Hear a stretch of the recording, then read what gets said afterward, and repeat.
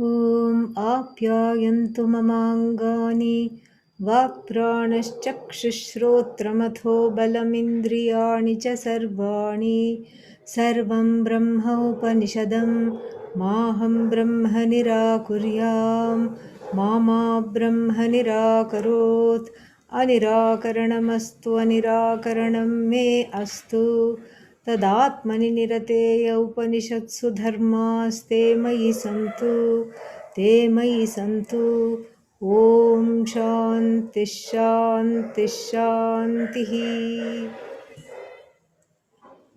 ॐ सहना भवतु सहनौ भुनक्तु सह वीर्यं करवावहै तेजस्विनावधीतमस्तु मा विद्विषावहै ॐ शान्तिः शान्तिः शान्तिः Namaste to all. May 2022 be better than the last 2 years. That is my prayer. And let it be easier, and let everybody be healthy, happy. That is my prayer. So, back to Chandogya. And after a gap, it always seems, what is that? you know, what is Chandogya? Is it some kind of a dessert? You know? And the answer is yes, definitely, because it is very sweet and satisfying in so many ways. And so we are at the tail end of it. A very beautiful summation and an unusual summation. You don't find this kind of a, Adi Shankara, Bhashyakara, taking the time to give a summary in many other places. Because he has already explained throughout the text. He has explained what needs to be explained wonderfully, and so there is no reason to go further and to try and explain and summarize. But this itself shows that this effort of Adi Shankara to uh, offer this particular kind of a unique summation itself shows and underscores the importance of this chapter, because the as I said, this chapter is like a poster chapter for demonstrating how a shastric piece of work should be recognized. And this is through what we talked about earlier, the six lingas. We'll go over it, so no need to worry. The six linga. Linga means sign. Lingyate anena lingaha. Lingyate iti lingaha. Lingyate anena also lingaha. So it is by this something is known. By this something is understood. And so there are six lingas, and that is what that is what this chapter is like, a poster child to talk about those six lingas. This is one reason why this is very important. This chapter is extremely important. The second reason this chapter is important, not just from the technical shastric standpoint, but also from the standpoint of the modern seeker. Modern means contemporary. The Upanishad is always for the contemporary person. It may have some ancient examples, but those ancient examples are not static, time bound, some kind of an example. Those examples have relevance for the seeker now. And Shvetaketu is a case in point, because Shvetaketu depicts the travails and the difficulties of the seeker in a contemporary situation. How, you may ask? Well, he is well read. His head is developed, overdeveloped, and in the sense that he is well read, went to Gurukulam for 12 years, and 12 years is a long time to study, and he's an expert in the Vedas, and also being good at what he does. He is also very he has got mana. The Sanskrit word mana and mani, manita, manitvam, these are all same. So mana means a certain kind of a pride in one's accomplishments. There is also another word, dambha. Dambha means a certain kind of a pride even when you don't have accomplishments. That is dambha. Whereas mana means you have a few accomplishments and you are awfully proud of them. This is the difference between mana and dambha. In fact, the 13th chapter in the beginning itself discusses this. Amanitvam adambhitvam. These are all the qualifications one must have, and Shvetu doesn't have that. So, right in the beginning, we find a kind of a overdeveloped head, and then, the heart is not awakened. There is no Vedanta without heart. No matter how much of a memory you have, no matter how stellar your ability to reproduce, and no matter how wonderful your Sanskrit, that doesn't mean you shouldn't study Sanskrit. Okay, that's not what I'm saying. So regardless of all this, the heart has to open, and there the adhikaritvam is of course, adhikaritvam means the qualifications are extremely important and they are there. And so the opening of the heart is seen in the Vedanta texts as a lotus that opens only when there is sunlight. The lotus does not open at night. In fact, it closes back up very, very tightly. But when the sun shines, it opens.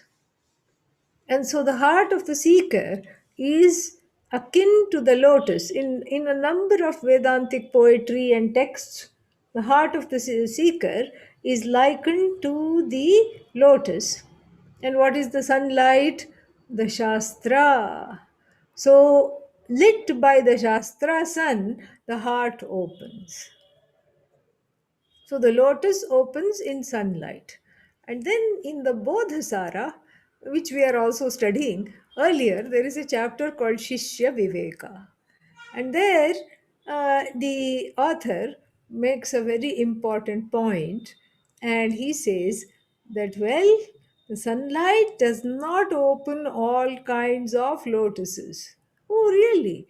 What kind of lotuses does the sunlight not open? And he gives some example. Supposing there is a lotus made of clay, little bud, lotus bud made of clay, and then you just, and the sun will not open. And then there is a lotus bud made of wood. Will the sun open that? Definitely not. Then finally, there is a lotus bud made of stone. And let's say you try to float these lotus buds, these lotuses made of wood, stone, and what was the third one? Clay, in the water. It's very, needless to say what happens. The clay lotus, what does it do? It disintegrates and just becomes one with the water. There is no lotus to speak of. The wooden lotus bobs up and down and then just goes away, and the stone lotus promptly sinks into the water. So the stone, so that's what the author of the Bodhasara says, that there is no promise that for the son of the Shastra to open the hearts of students who are like clay, whose hearts are like stone, whose hearts are like wood, meaning rajasic and tamasic prakritis. So that is what the stone lotus. Stone means, one is like a stone. Either that or one is stoned. Same difference. And so one is not available for the knowledge because one is it is the stone is very dense and not open for anything to penetrate. When the clay is just, it's like it absorbs everything and it's not open, it doesn't have any kind of focus. That's what the clay signifies. And the wooden lotus signifies rajasic tendencies, which just floats on the water and pretends to be the lotus, but it is not really a lotus. And so here, this sunlight of the Shastra opening the heart lotus is a very, very poignant metaphor, because in the middle of the heart lotus is Bhagavan, is Bhagavan seated there. That is the truth of oneself, which the Shastra shines the light on. Which is why this is a very important chapter, because that process is very clearly articulated. And the same Shvetaketu, who in the beginning, said, well, my teachers, upon being asked, do you know this knowledge? Did you ask for your teachers for this knowledge? What does he say? Well, my teachers must not have known. How come they didn't know? Well, they didn't know because they would have taught only me. Who else would they have taught? I'm the best, east or west, and if they didn't teach me, who else would they have taught? This is manita, manitvam. I already know. And so this I already know. Shvetaketu is, first told, you do not know. You see, there are two kinds of ignorances. One is ignorance of ignorance, okay? That is what is called ignorance is bliss. This is Shvetaketu's predicament. He is ignorant of the Atman and he is ignorant of the fact that he is ignorant. So, because he's happily going about his day, doing his thing and everything, he's not particularly, thinking, I don't know this. He thinks that he knows everything. So, overdeveloped head and underdeveloped heart. This is the problem of the contemporary seeker.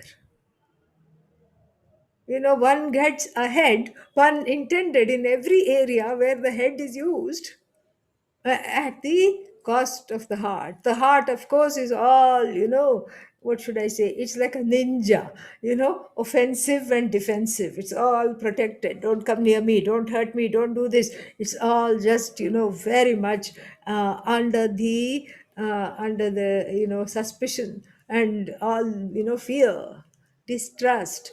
This is the contemporary predicament, which is what makes, it's not just contemporary, it's timeless. It's contemporary because we recognize it in oneself.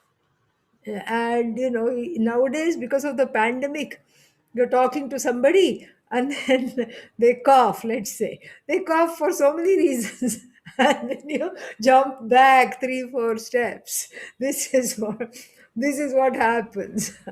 And so therefore that fear and that kind of a distrust and suspicion is all something which is, makes this chapter really, really worth looking very deeply and then summarizing. That is why Adi Shankara takes the time. So so I said there are two kinds of ignorances. One is ignorance of one's own ignorance. That is when it is bliss. But if you know that you don't know, then one is miserable. That is the next chapter of the Chandogya Upanishad, chapter 7, where Narada the sage approaches Sanat Kumara and says that, you know, you know, from people like you, from the revered people like you, I have heard Atmavit Shokam Tarati. Shokam Tarati Atmavit. I have heard that the people of knowledge, the person of knowledge, crosses all sorrow. Shokasya param tarayatu bhavan. Please take me across this ocean of sorrow, O revered sir. This is his prayer. This is the way he asks for knowledge, which means what? He knows that he doesn't know. He also knows that because he doesn't know, he is miserable, and his misery is directly connected. His sorrow is connected to his ignorance.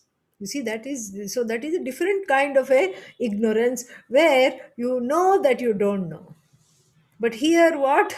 Shvetaketu doesn't know, and he doesn't know that he doesn't know, and therefore he has to be taught in a very, very systematic way. And we have seen all the examples, very, very wonderful examples. Put some salt in the water, a salt, big salt crystal, Himalayan salt, put it in the water, and then next day put your hand, get it out. Well, it's not there. Where did it go? I mean, one would think that this is kind of infantilizing Shvetaketu. One would think this. We have discussed this at length. One would think that this is a kind of infantilization, because he is, after all, how old is he? 24 years old. 24 years old is an adult. And in the Gurukula, they teach alchemy, which was like an ancient form of chemistry and all these things. And so he knows all these things. He knows that, water, if it's put in and he has enough life experience also. Water, if it's put in the salt, salt is put in the water, and then it will definitely melt. It will dissolve. He knows this much. But still, he says, it's not here. It's gone.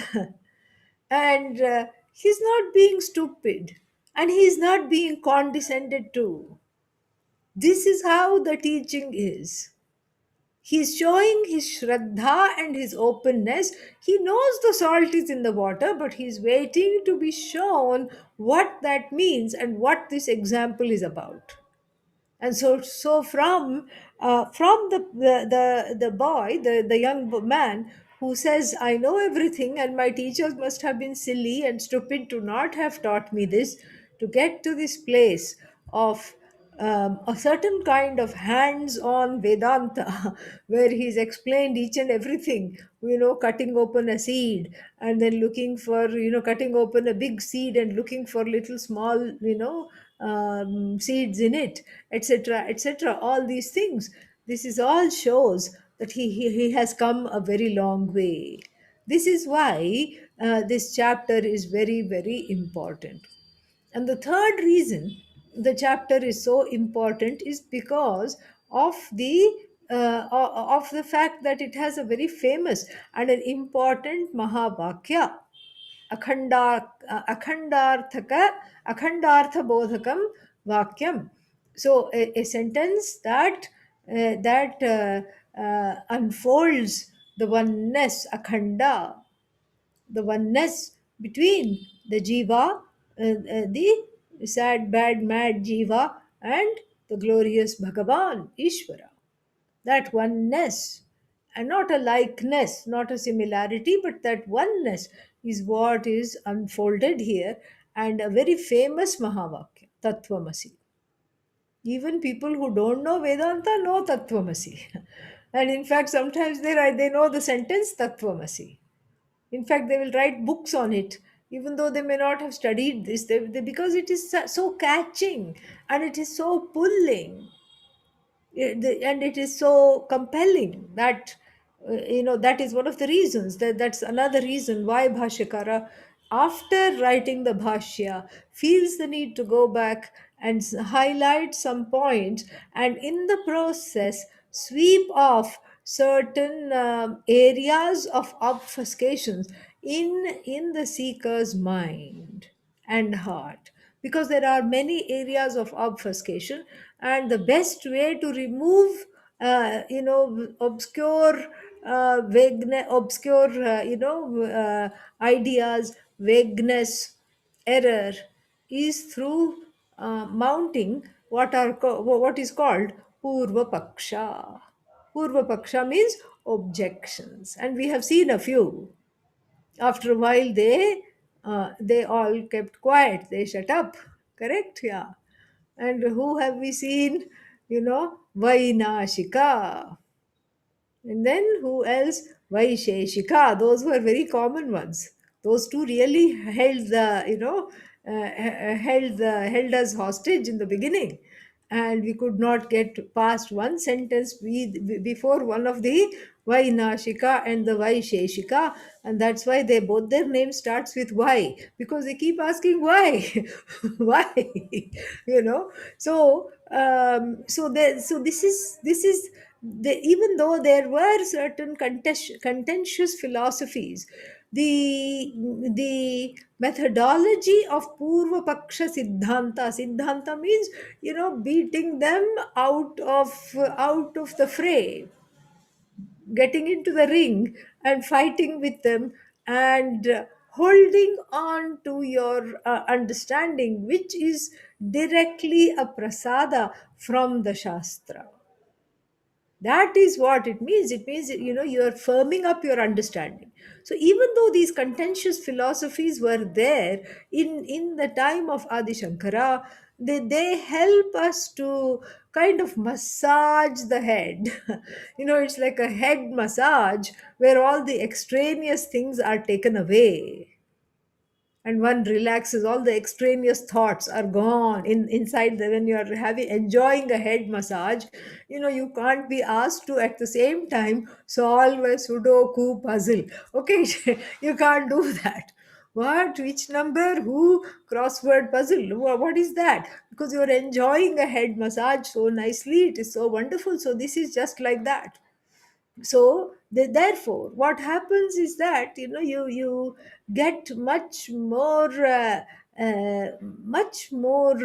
entrenched in Vedanta. A well assimilated knowledge takes place. So even though these kinds of contentious philosophies were there, these philosophies are basically products of one's own brain, one's own doubts, one's own vagueness, one's own errors are really the Purva Paksha. So, as we bid goodbye to this chapter, these Purva Pakshis will come out one after the other, just like at the end of a play. You have a play, and then at the end of the play, what happens? All the villains, all the characters, everybody comes to take a bow.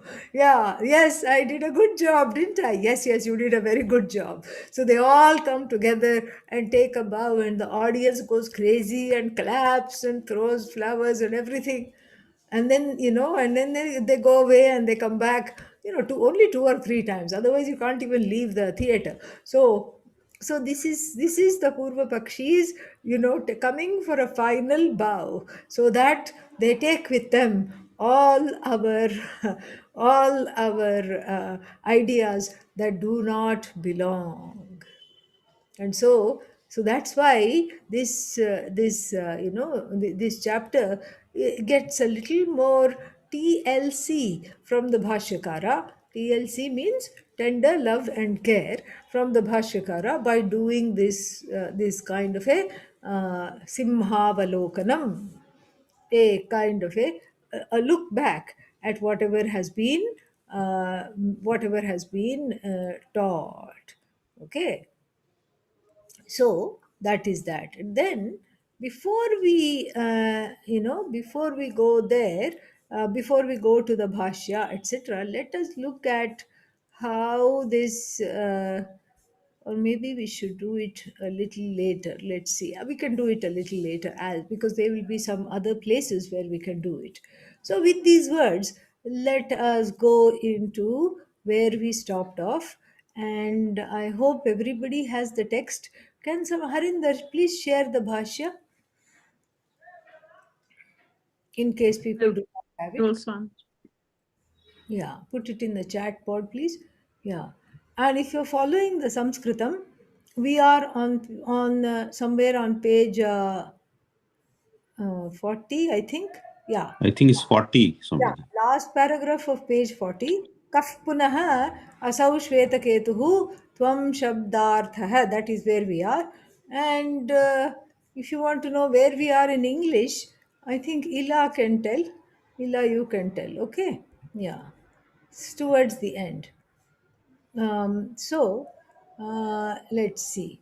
So, with these words, let us just read the bhashya. Kaf punaha Kah punaha असौ श्वेतकेतुः asau shvetaketuhu त्वं शब्दार्थः tam shabdarthaha योऽहं श्वेतकेतुः yoham shvetaketuhu उद्दालकस्य पुत्रः इति वेद uddalakasya putraha iti veda आत्मानम् atmanam आदेशं श्रुत्वा adesham shrutva मत्वा matva विज्ञाय च vijñāya ca अश्रुतम् अमतम् ashrutam amatam अविज्ञातम् avijñātam विज्ञातुम् vijñātum इतरं पप्रच्छ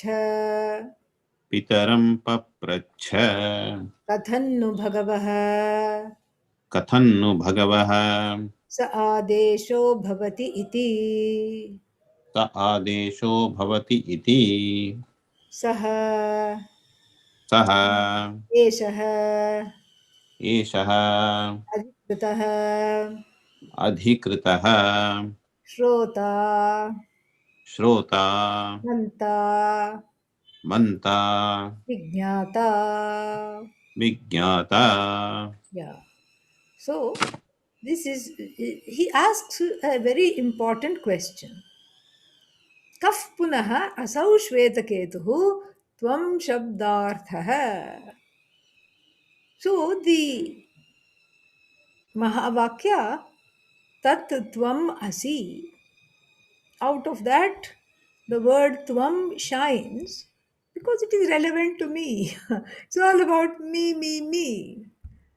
That's why it is Vedanta is all about oneself. And so the tvam, which is of course aham, shines. And this tvam shabdartha, what is the meaning of the word tvam in this whole chapter?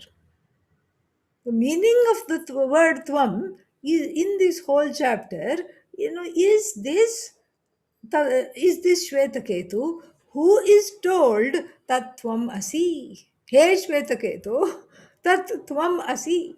Shvetaketu is the one who is at the end of the finger that points to the one that is called by the pronoun you. Tvam means you. So Shvetaketu is the one who is being addressed by the pronoun you.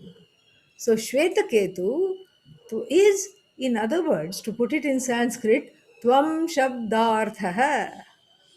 Tvam iti, the word Tvam iti Shabdaha. So the word Tvam, this word, the meaning of this word is Shvetaketu. But who is this Shvetaketu? Who is the meaning of the word Tvam? In fact, the Shvetaketu is all the people who are studying this. Each and every person who is studying this is Shvetaketu in some way because that tvam, everybody is addressed by the word tvam. So, who are you? Bhashakara is asking, who is this Shvetaketu? Who is the who is the recipient? Who is at the other end of the word Tvam? Who is addressed by the word Tvam? Who is this Shvetaketu? And then what will be the answer? you know, who is the Shvetaketu that he is told, that he is Sat? And the answer will be, of course, the direct meaning of the word Tvam. And what is the direct meaning of the word Tvam? The direct meaning of the word Tvam, of course, is Yaha Aham, that person who I am. Uddalakasya putraha, the child of Uddalaka. This is my daddy. Yeah, this is my mummy. And this is my dog. This is my cat. This is my household. In my household, all these people live. And in my household, these are the people that are there. And I belong to a very big, very important clan. This is what he's told in the beginning. And he says in this clan nobody does not know Vedanta. And this is what the father says, and what remains unsaid is except you. Okay, so you better study. And so I belong to a clan of jnanis. This is who I am. And and then one can also recognize oneself according to one's status. I am so and so. I have studied this and this. I have all these accomplishments. Or I have a lot of money in the bank, and no, you can't have it because it's all mine. These are the ways in which one recognizes oneself. So, what kind of a Tvam Shabdartha is this? This is also the meaning of the word Tvam. This is uncontested, but this is the direct meaning of the word Tvam. Direct meaning. And what is this direct meaning? This is the this is the what is that? Tvam shabda vachya. Direct meaning. What is vachya? What is directly understood by the word you yields all these adjectives and these identifications about oneself. And so this is what is that. And this person, this person is told, well, this person is told, this is who you are. This is who you are. And then this, you are not this, everything that you understand. You are what? You are uh, uh, you are tat, which is jagat karanam brahma. So, Tvam is Shvetaketu, which is Tvam Shabdavachya, the objectifiable meaning of the word Tvam. So, Tvam Shabdavachya means what? Generally taken to be the body mind sense complex, which is Karya Karana Sanghata. And then what else? This is how people, identify themselves. Saha aham asmi, so aham asmi. Soham Shochami, this is who I am, and I cry all the time. This is who I am, and I'm angry all the time. And then so this is who I am, and I am 6 feet tall. This is who I am, and I have all these accomplishments. Well, there's only one problem. What is that problem? The Shastra dismisses all these adjectives and these identifications as the meaning of the word you. The Shastra says, no, I beg to differ, this is all not you. Because the Shastra tells that you are Sat, you are Advitiya. Advitiya means what? Without a second. You are one with everything, and you are the cause of the whole world, which is signified by the word Tat, Ishvara. You are Ishvara. And then so what happens? So this is a equation. You is equal to Bhagavan. That is the equal sign. It's not like you can be like Bhagavan, maybe you might become like Bhagavan, or look upon yourself as Bhagavan iti. No, you are Bhagavan. After you die, you will become Bhagavan. No, right now, you are Bhagavan. When you stop crying, you'll become Bhagavan. No, even in and through the tears, you are Bhagavan, you are Ishvara, you are Satchidanandam Brahma. You are the cause of the whole Jagat. That is what you are. This is the equation. The Jagat is non separate from you. And then then this is what happens. So the dismissal, and we have seen this in detail, the dismissal of the wrong identifications is the way the Upanishad works to reveal the Mahavakya as as the Jiva being Ishvara, as you being non separate from Bhagavan. This is what is called, Bhagatyaga Lakshana or Jahat Jahal Lakshana. Jahat and Ajahat. So, Jahat means to give up, and then Ajahat, not giving up. So, certain things are retained. Bhagatyaga Lakshana, same thing. Certain things are given up, Tyaga, certain things are retained. And then, so what is retained here? I am a sad person. No, that's not what is retained.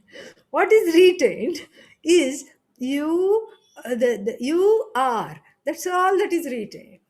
And what is that you are? You are awareness, because everything becomes evident to you, and you are self evident. You are Satyam Jnanam Anantam Brahma. You are consciousness, you are awareness, in whose presence everything comes to light. That is what you are.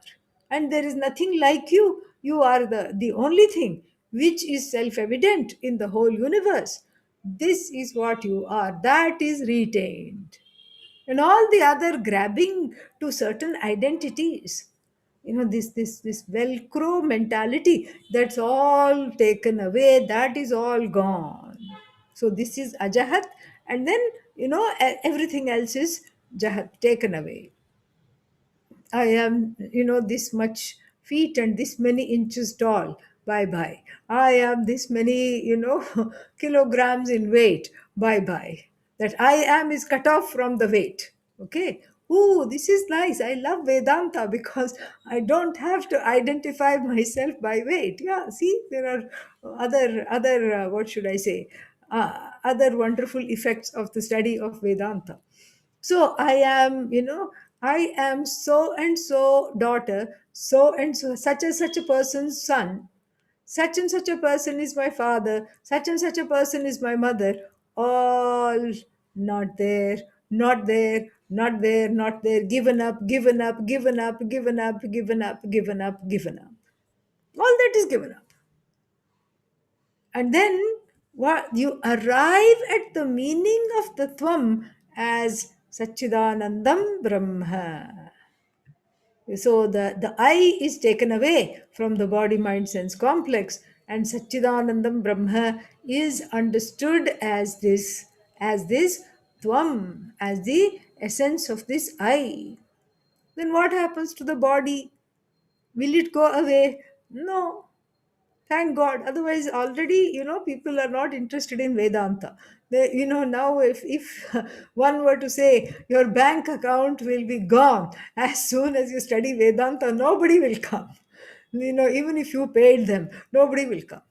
So thank God, you gain the knowledge, the body is intact, the mind is intact, the bank account is intact, and you have not lost your height, or you have not lost your weight, nothing. It's all intact. So that means what? That means that this doesn't disappear and it need not disappear from the vision that one is one with Ishvara. Thank God, because that is what this vision is very very, very very deep. I am that Sat, because here Ishvara is known by the word Sat and as a Devata. So I am this Devata.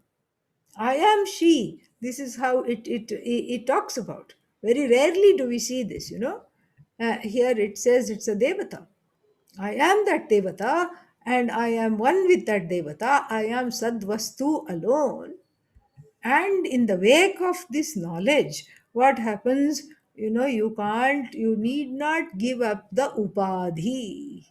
The upadhi need not be given up. Upadhi means whatever one comes in, whatever kind of a body, mind, sense complex one inhabits, one need not give it up. It's already how it is. And so that is how it is. And then, so this is, the sadvastu does not exclude jivatvam. Jivata is there. Jivata is there, Ishvarata is also there. Ishvarata is not contradictory to the Sadvastu. Jivata is not contradictory to the Sadvastu. But then what did you mean earlier? Remove the body, remove the mind, remove the senses, cognitively. This is cognitively.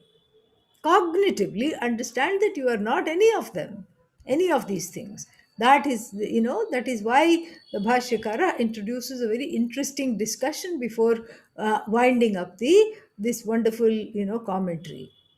कफ पुनः असौ श्वेतकेतुः त्वं शब्दार्थः. Who is this Shvetaketu of Gurukula fame? Who is the meaning of the word tvam? Who is told that he is indeed tat? And what is the answer? Yaha aham Shvetaketuhu uddalakasya putrah iti veda atmanam. So this Shvetaketu who thought himself to be the son of Uddalaka, and when prior to the gaining of the knowledge, he was the son of his parents, he was the student of the Gurukula, and he had certain possessions he identified with. He had a house, he had a hometown, whatever it is, all that he identified with. And then what? Atmanam adesham shrutva. See, gaining the knowledge of the Atma, gaining the knowledge of himself, matva vijnaya cha. This is very important.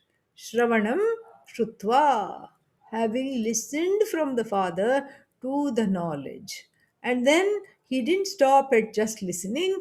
His knowledge now has become well ascertained. How has it become well ascertained? Because he has also done some mananam. And what is the mananam? Bhuya eva Bhagavan Vigyapayatu. Bhagavan Vigyapayatu. Bhuya eva. Please teach me again. Along with Drishtanta, along with examples, and whatever doubts, and the doubts are supplied by the Sampradaya. See, in sleep and in death, and when one is, in samadhi, perhaps, in sleep, in death, and in samadhi, the Vidwan and the opposite of the Vidwan, the Avidwan.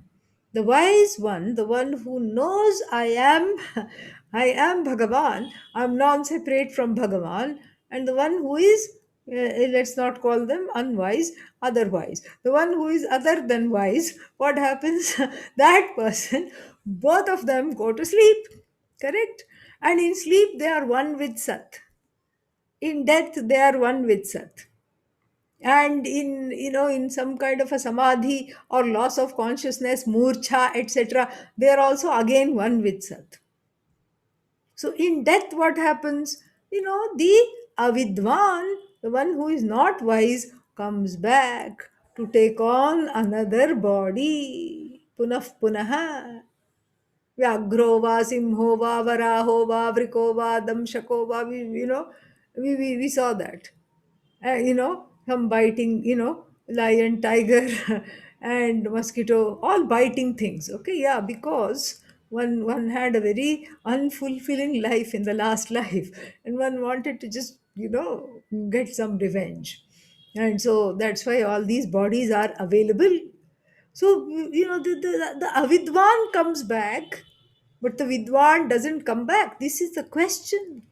And this question forms the basis of Shvetaketu's Mananam. Mananam means this reflection through asking questions and through also trying to, to do some kind of a meditation by oneself.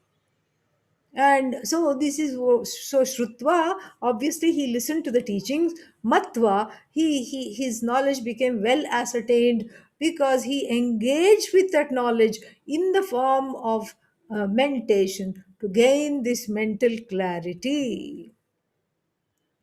Then Vijnaya, having firmly understood. So, having understood, Vijnaya means having directly understood, because Jnanam and Vijnanam, they are synonyms. But then when Vijnanam comes along with Jnanam, when it is there, then, it means well ascertained direct knowledge. So it is no longer indirect knowledge for him. It is no longer something that Vedanta is not something that is there in his kula, in his family, in his clan, in his ancestry, in the books of the Shastra. He has directly assimilated it. So after this well ascertained assimilated knowledge, then what happened? Ashrutam, amatam, avijñatam vijñatum pitaram papracha. So in order to understand that which he had not heard, that which he had not thought about, that which he did not know, because you see the teacher Uddalaka said, yasya shrutam shrutam bhavati, yasya matam matam. So, that knowledge, knowing which everything becomes as though known, as though understood, as though well ascertained. Because why? There is only one thing to know. This is the Shruti's vision. That vision of oneness is so total that it says there is only one thing, not even worth knowing. Worth knowing means there are other things and this is more worthy. No, there's only one thing to know, and that happens to be you. So you know yourself, then everything is as good as known, because everything is an extension of this I. And so therefore what? And then so when Shvetaketu was told, do you know that knowledge, knowing which everything is as good as known? Helpfully, we also have the citation here, 613. So the third mantra in the first adhyaya, sorry, in the sixth adhyaya, first subsection, first khanda, third mantra. And so we know that. And then what? So, sa eshaha, so this is what it is. Katham nu bhagavah sa adesho bhavati. He finally asks, is there such a knowledge? What kind of a knowledge is this? Usually, if I know one thing, then I only barely know that thing. And in fact, that thing becomes many, many, many, many, many things, because this is how specialized everything is. If I know computer, I don't know how, I don't know cooking. If I know cooking, then I don't know accounting. If I know accounting, then I don't know microbiology. And so, and also, I don't become what I know. I don't become one with what I know. If I am teaching microbiology for a long time, I don't become a microbe. Just but Brahmavit Brahmaiva Bhavati. The knower of Brahman is Brahman. And so therefore becomes one with, becomes again within quotes, is Brahman, becomes one with Brahman. And so therefore what? So therefore this is something he did not know. So therefore Pitaram Papracha, so he asks the father, what does he ask? Kathannu bhagavah sa esha adesho bhavati. How come? How come? How come this knowledge is there? And how come this knowledge is there? What is this knowledge? And this is, having listened to the teaching, he has removed all the doubts, and knowing the atma as himself. And what happens, the what is not heard is heard. This is what is jnana prasada Bhashyakara is giving here. This is why he approached him and asked the father, because this is what happens when you know this. Whatever is not heard is as good as heard. You don't have to go and hear every single concert. You don't have to go and sit in every single concert. I heard that one, but I didn't hear this one. And this band was in hiatus for a long time. Now they have come out with a new album, and so, what are you going to do? I'm going to fight for a ticket, and then I'm going to fight other people to rush inside there. And then I want to go listen to this concert. And then of course you can't find parking, so you have to park 3 miles away, okay, and then walk back, all these things. And so here you don't have to do that, because you know yourself. And if you know yourself, then the concert is nothing but you. And that is, but that, how can the concert be me? Well, the concert is you, because you will not have a longing for something that is separate from you. Longing is only for something that is other than you. And so all longing is for a sense of belonging. That's really what it is. And here you are, you are the whole. That is where you belong. So if you don't know where you belong, if you're not at home with yourself, you will want to try out each and everything. Each and every experience is needed to know who you are. You live through the experiences. You become an experienceaholic, because that is how you know you are alive. I want to have all these experiences, and people make lists, and the pandemic has stopped all this, thankfully. Each time you make a list, Bhagavan tears it up and and says Om. And to that he adds Ikron, Omicron. Okay, yeah. So that's what he does. And so before the pandemic, everybody has lists, a 5-year plan. I'm going to go do this. I'm going to go here. I'm going to go there. I'm going to, accomplish this, that, or the other. Why? Because there is a sense of lack centered on oneself. If there is a sense of lack centered on oneself, life becomes lackluster. That's what it is. The most lustrous thing is you, and not understanding that one is lackluster, one is having a very bad time in life. And so, therefore, what? Therefore, the prasada of this jnanam, the adesha of this jnanam, is that gaining which everything is as well as known. This is why finally Shvetaketu, understanding that he did not know, went to the father and said, Kathannu Bhagavaha sa esha adesho bhavati. How is this possible? Knowing one thing, everything is known. This Shvetaketu, an individual, he is a jiva. Sa eshaha adhikritaha. Adhikritaha means he is a jignasu. Jignasu means jnatum ichuhu. The one who is desirous of knowing this knowledge. Adhikritaha, he has the qualifications finally to be able to sit and listen to the knowledge. He is eligible to gain this knowledge. He is the listener. He is the knower. He is the person Purusha. And who is this Shvetaketu?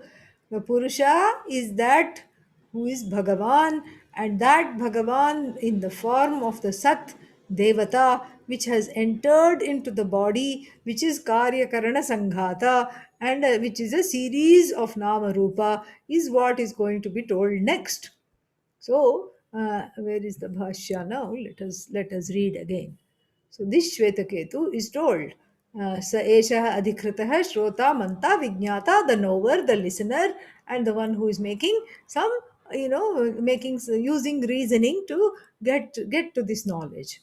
And then now, Tejo Bannamayam तेजोपन्नमयम् Karyakarana Sanghatam कार्यकरणसङ्घातम् Pravishta प्रविष्टा Para Eva Devata परा एव देवता Namarupa Namrup व्याकरणाय व्याकरणाय आदर्शे इव पुरुषः आदर्शे इव पुरुषः सूर्यादि एव सूर्यादिः सूर्यादिः इव जलादौ इव जलादौ प्रतिबिम्बरूपेण प्रतिबिम्बरूपेण स आत्मानं स आत्मानं कार्यकरणेभ्यः कार्यकरणेभ्यः प्रविभक्तं सद्रूपम् प्रविभक्तं सद्रूपं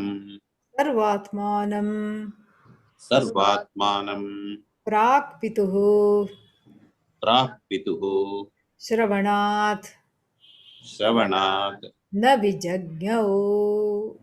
न विजज्ञौ. Yeah. So this is the so he is he is this Sad Devata. What is this you? You have now a new definition. The word you has a new definition. Yes, you can't deny that there is this body. You don't have to have an out of body experience in order to study Vedanta. You Ishwaraize the body. You see it as Ishvara Srishti. Then there is no sense of, oh, this is me, me, me. Who is this me? It's already Ishvara. A very, very beautiful methodology here.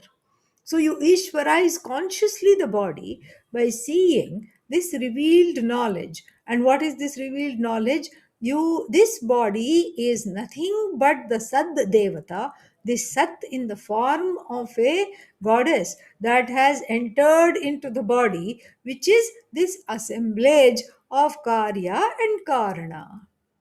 Karya Karana means what? Body, mind, sense complex. The cause effect, which is a series of Nama Rupas. So body is one Nama and one Rupa, correct?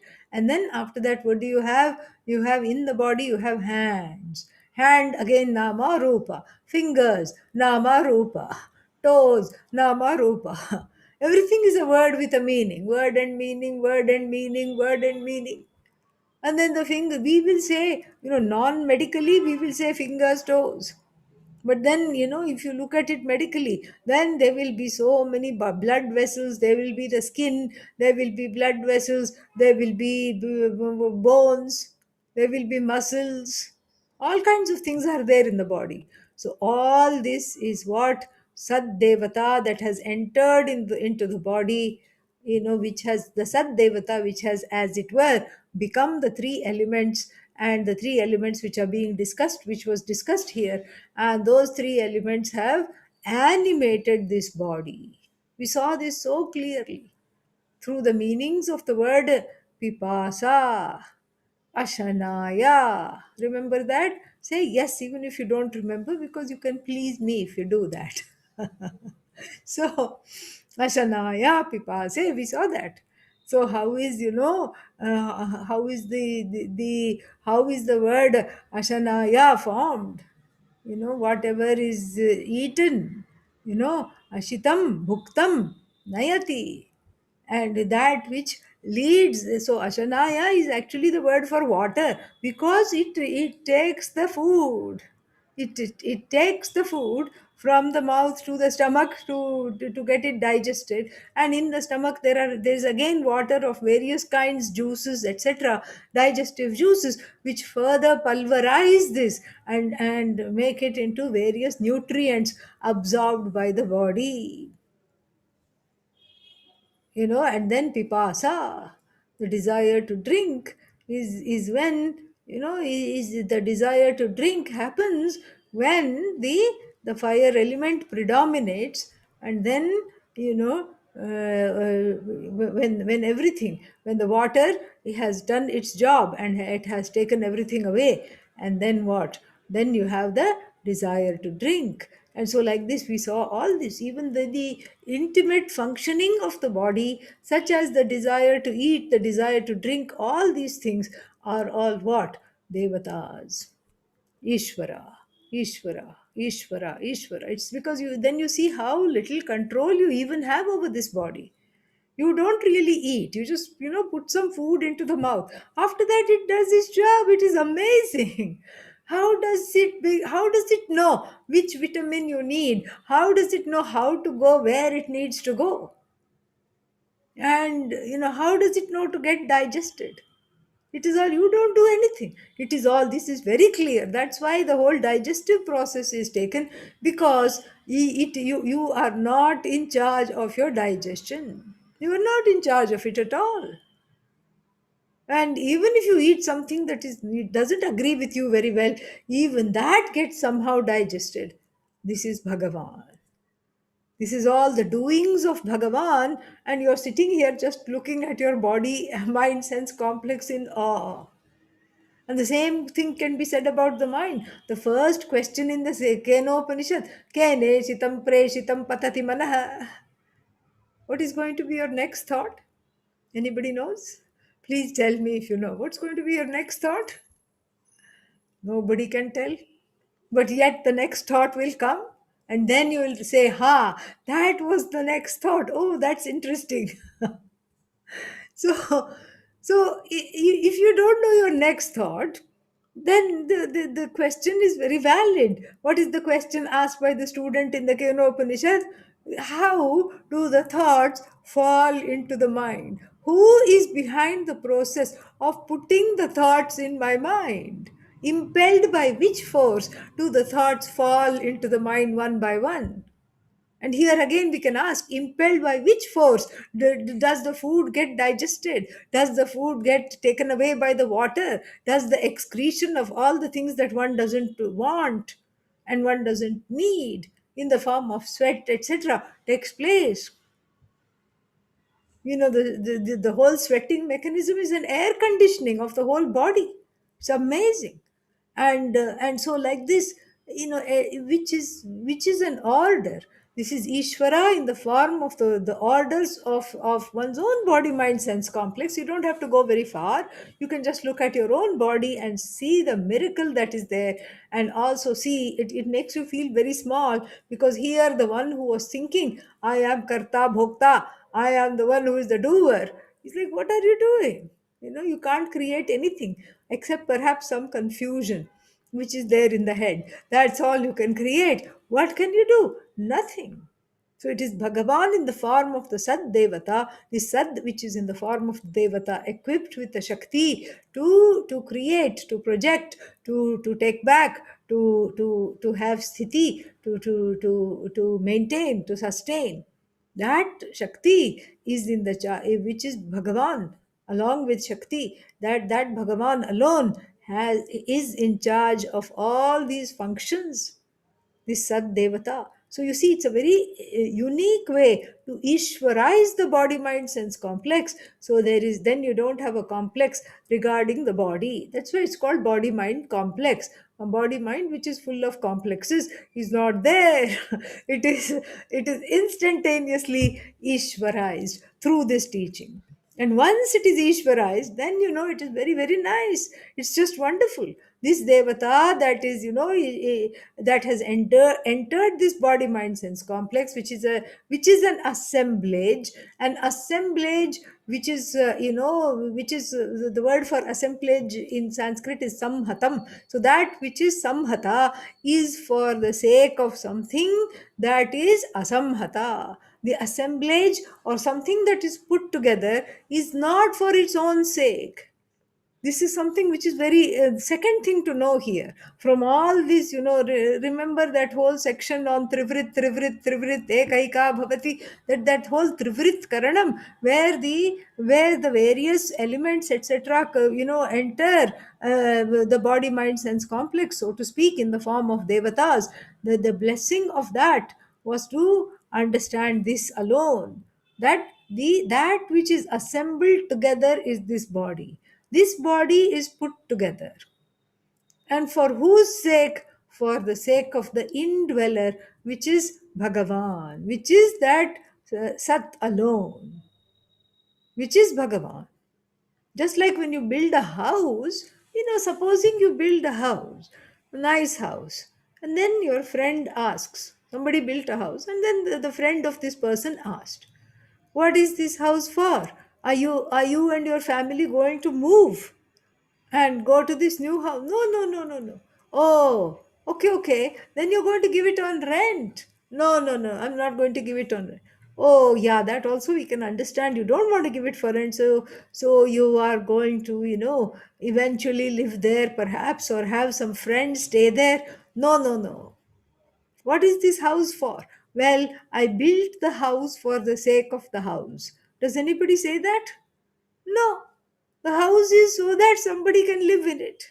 And so this house also is put together, is samhata. It's put together for that which is not put together, for that because of which the house is there. And that which is indwelling this house, so to speak, this sadvastu, is never put together, never finite, it's infinite and not subject to destruction. So this, as though entry into the body mind sense complex is, is born of, is born of this knowledge. This entry is known through this knowledge alone. And then this body mind sense complex is a product of tejo bannamayam, this product of these three elements. And this para devata, this goddess called Sat, this goddess called Sat, which here is presented in the Chandogya as the cause of the entire universe, has entered, again within apostrophes, into the body mind sense complex, in order to what? Nama Rupa Vyakaranaya, in order to create or differentiate. It has entered into various names and forms through a process of differentiation. So the Paradevata has entered into the assemblage and even now is available as the Devata in the form of the Karya Karana Sanghata, in the form of this body mind sense complex. What is the Paradevata? Purusha. Oh, but Purusha is masculine, Devata is feminine. Yes, we just had a gender bender which we have been talking about. So that's nice because you don't want to stick to any particular gender here, because this is beyond any gender. So that Devata is Purusha. What is Purusha? You. Sarvan Purayati, that which completes everything, that which in itself is Purna. This is the Purusha. And this is what is Aham. This is Aham. And then who is this Aham? Well, you know, this is this is the this is what is Shwetaketu. Shwetaketu is this Aham, who is described, who could be described as Chit Pratibimba.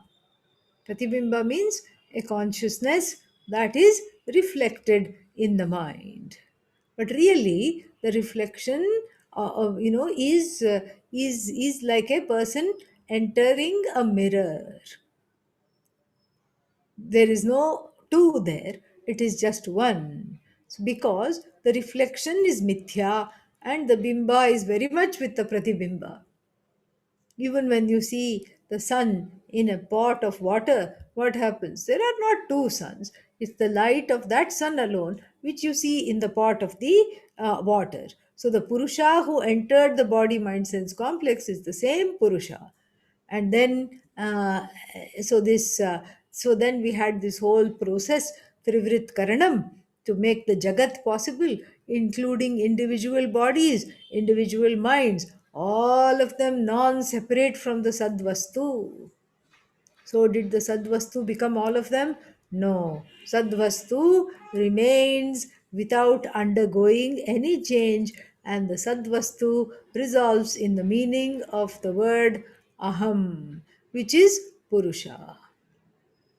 So he did not know. Shvetaketu and Adi Shankara makes a point of saying this, that Shvetaketu did not know. What did he not know? He did not know Karya Karanebhyah Pravibhaktam.